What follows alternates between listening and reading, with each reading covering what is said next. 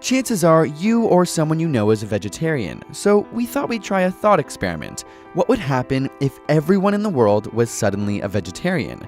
What effect would it have on our lives and the planet? Before we begin, full disclosure, none of us at ASAP Science are vegetarians, and the worldwide rate of vegetarianism is fairly low, ranging from about 4 to 5% in the US and Canada to a little over 30% in India.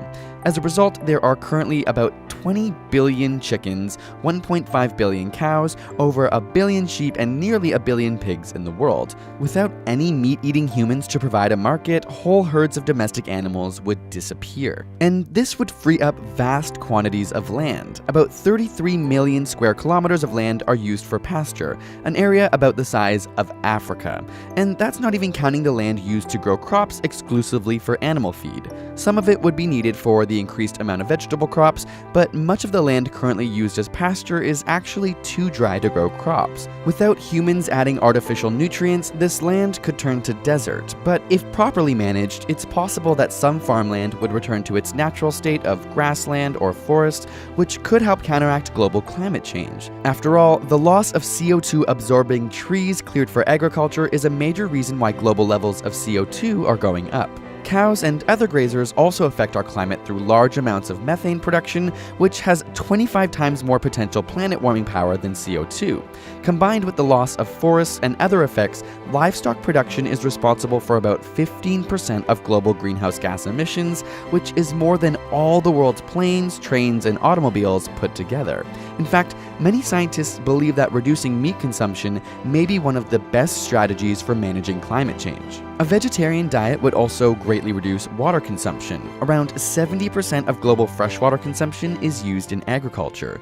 It takes 15,000 liters to make a kilogram of beef, 6,000 liters for pork, and 4,000 liters for chicken. Compare this with 1,600 liters for cereal crops, 900 liters for fruit, and 300 liters for garden vegetables.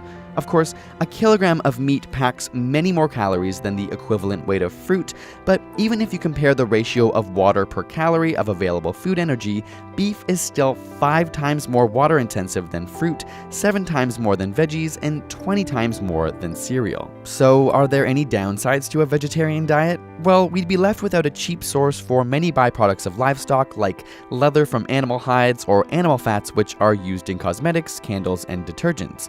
And while vegetable-based alternatives do exist, their production would need to increase, meaning more land dedicated to growing crops and less restored to its natural state. A more complicated fact is that raising and processing animals is a full-time job for more than 1 billion people, most of whom are small-scale farmers in the developing world.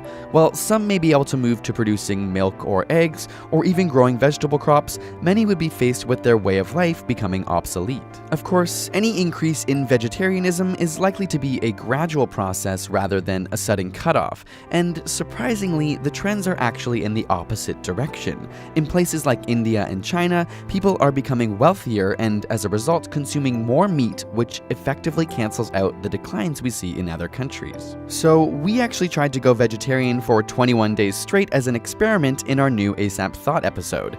Check out the video if you want to see how it went, what we learned in the process, and how we felt about it both mentally and physically.